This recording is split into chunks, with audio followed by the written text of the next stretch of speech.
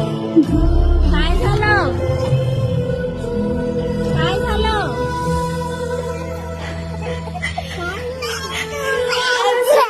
काय झालं तुला?